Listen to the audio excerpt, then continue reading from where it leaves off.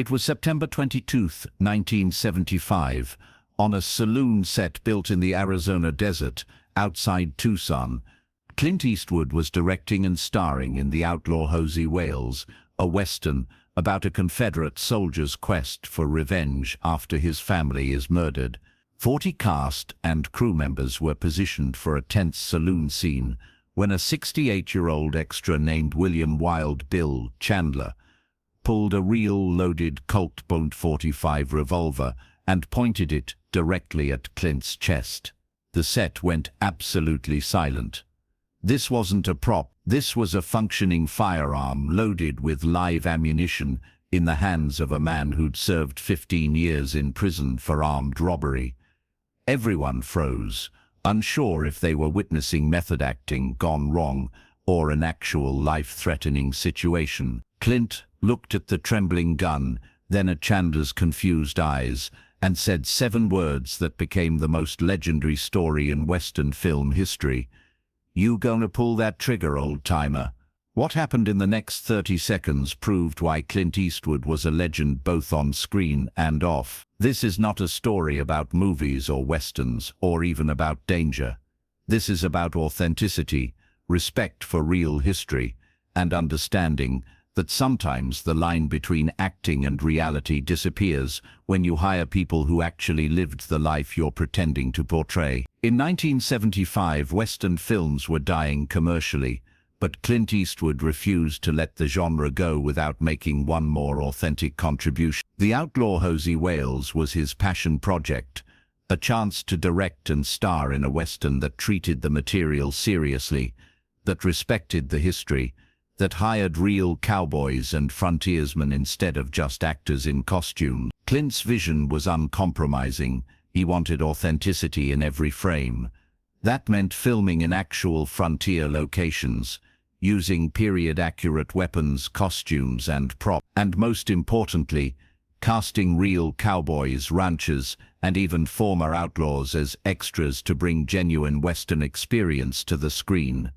The casting director for background players took Clint's directive serious. Instead of hiring standard Hollywood extras, he went to rodeos, ranches, and retirement communities in Arizona and New Mexico, looking for men who'd actually lived the Western life. Men who'd worked cattle drives, broken horses, lived in the saddle. Men who understood firearms, not from acting classes but from decades of real use. Among those hired was William Chandler, a 68-year-old former ranch hand, rodeo rider, and convicted felon who'd served time in territorial prison during the 1930s for armed robbery. Chandler's background wasn't hidden.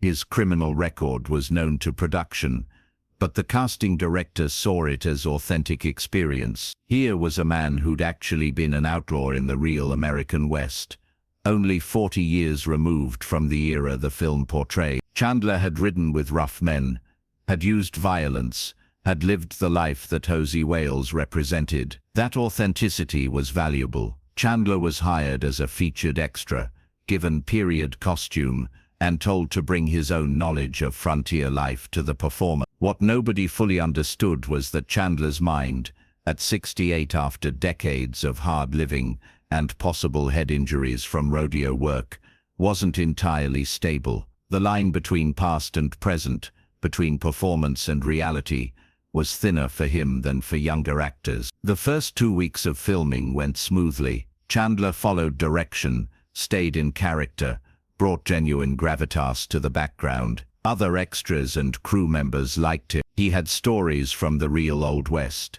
had known men who'd fought in the Indian Wars, remembered a time when the frontier was still semi-wild. Clint appreciated his contribution and made a point of thanking Chandler personally for bringing authenticity to the production. That personal attention from a major star affected Chandler deeply. He began to see himself not as an extra, but as a crucial part of preserving real Western history. His role became more than a job. It became a mission. On September 22nd, they were filming a saloon scene. Josey Wales enters a frontier bar. Tensions are high. Violence is imminent. The scene required 40 extras playing drinkers, gamblers, and rough customers. Chandler was positioned at the bar, in costume, with specific direction to react when Josey Wales entered. The costume department had dressed him in authentic 1860s trail clothes, worn leather vest, old work shirt, dusty trousers. He looked perfect, exactly like a man who'd spent decades on the frontier. What the costume department didn't know was that Chandler had brought his own gun to set, hidden under his coat.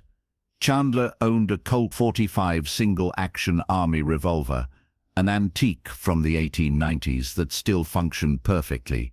He'd carried it for years, considered it his personal connection to the Old West. Production rules clearly prohibited real firearms on set. All guns were supposed to be props or disabled antiques, but Chandler didn't see his Colt as a real gun. He saw it as a period-accurate costume piece.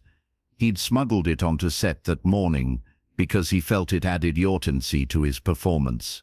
Nobody checked the elderly extra for weapons. Why would they?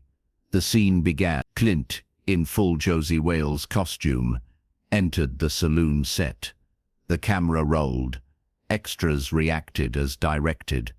Everything was proceeding normally.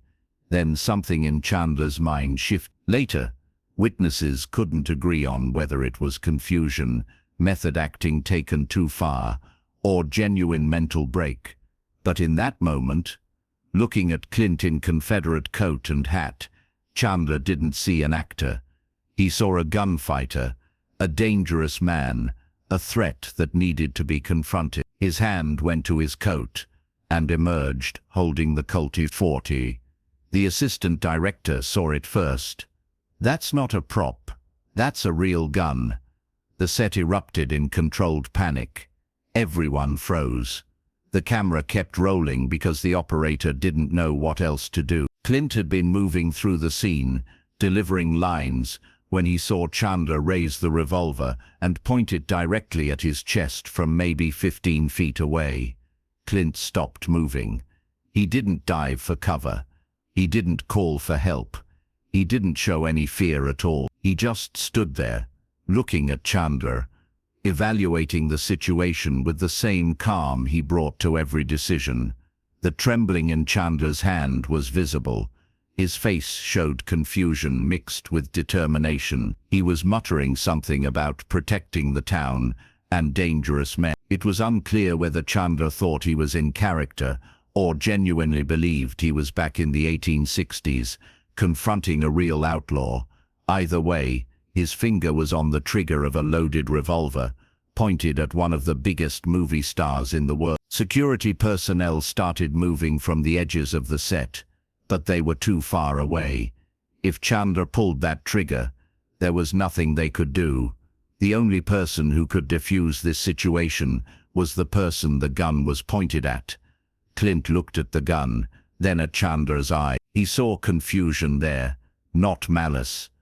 Saw an old man caught between timelines, between reality and performance, between who he'd been and who he was. Clint's voice, when he spoke, was that characteristic quiet rasp that had defined 1,000 Western performances. "You gonna pull that trigger, old-timer?" The question hung in the dusty air. Chandler blinked, the gun wavering slightly. "I said," Clint continued, taking one slow step forward instead of backing away, "you gonna pull that trigger? Because if you're not, you should probably put that weapon down before someone gets hurt." Chandler's expression shifted. The confusion didn't clear, but something in Clint's voice, that absolute calm authority, cut through whatever mental fog had prompted drawing the gun. This is..." Chandler looked at the gun in his hand like he was seeing it for the first time. "Where am I?" "You're on a movie set, Bill," Clint said, taking another careful step closer. "We're making a film. You remember? You're an extra. I'm the director. That gun you're holding is real, and it's scaring people. I need you to lower it now." "A movie," Chandler repeated, the words seeming to reconnect him to reality. "This is..." "I'm sorry, I thought..." The gun lowered slowly. His hand was shaking harder now, not from aggression, but from the realization of what he'd done. Clint closed the distance between them, gently took the Colt from Chandler's hand, and carefully checked the cylinder. Fully loaded, 6 rounds. Safety hammer down, but one mistake, one startled movement, and it could have fired. "Somebody get the medic," Clint said calmly. "Bill needs to sit down." 2 crew members helped Chandler to a chair, while the set medic checked his vitals. Clint handed the loaded revolver to the head of security. "Make sure this gets properly secured." The security chief was pale. "Eastwood, I'm so sorry. We had no idea he'd brought a weapon onto." "Not your fault," Clint interrupted. "Bill's confused. He's been living with the Old West his whole life. Sometimes the past and present mix up for folks. Make sure he gets checked out medically. And call his family." The assistant director approached cautiously. "Clint, do you want to shut down for the day? Call the police?" That was an old man getting confused," Clint said. "He didn't mean harm. He just got lost in the character. It happens when you hire people who actually lived this life, instead of people who just act it. But he could have killed you. But he didn't, because I talked to him like a human being, instead of treating him like a threat. The gun is secure. Bill's getting help. We're good. You want to press charges?" "No. I want to get back to filming." "Is the camera ready?" Within 20 minutes they were shooting again. Chandler had been taken to a local hospital for evaluation, diagnosed with early-stage dementia that explained the confusion, and placed in the care of his family. He never returned to the set, but Clint made sure he received his full payment for the scheduled work and ensured his family had resources for his medical care. The story of what happened spread through the production immediately, then through Hollywood within days. Clint Eastwood had been held at gunpoint by a confused extra with a loaded weapon and had talked the man down without security intervention, without panic, without anything but calm authority and human decency. The various versions of the story grew more dramatic with each retelling. Some said Chandler had been a famous outlaw. Others said he'd been a legendary gunfighter. The most exaggerated versions claimed Chandler had been a murderer who'd deliberately threatened Clint. But the crew members who were actually there told the truth. An elderly man with dementia had gotten confused between past and present while holding a real gun, and Clint had recognized the confusion and responded with compassion instead of fear. The 7 words Clint spoke became legendary, not because they were tough or threatening, but because they were perfect for the situation.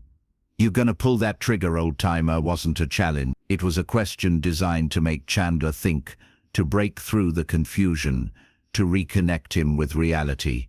The Outlaw Josey Wales finished production without further incident. The film was released in 1976, to critical acclaim and commercial success. It's now considered one of the greatest westerns ever made, and one of Clint's finest directorial efforts. The saloon scene they were filming when Chandler drew the gun appears in the final cut, though Chandler himself was edited out of respect for his condition. Years later, in an interview about directing westerns, Clint was asked about the incident. "You hired real cowboys and frontiersmen for authenticity.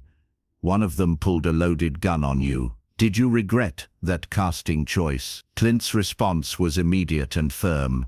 "No." Bill Chandler brought authenticity to that production that no Hollywood extra could have provided. He'd lived the life we were portraying. His confusion wasn't his fault. It was a medical condition. What happened was scary in the moment, but it was also a reminder that the Old West we romanticize in films was full of real people with real struggles. Bill represented that reality. I'm just glad we could help him get the care he needed. The crew members who witnessed the confrontation have told the story countless times over the decades. What they remember most isn't the gun or the danger. It's Clint's absolute calm, no flinching, no panic, just evaluation, decision, and action. Most directors would have dove for cover or called for security.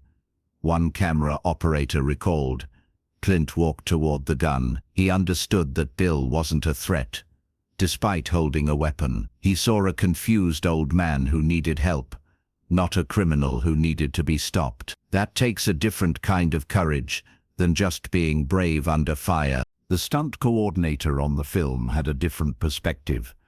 I've seen actors freeze under stress.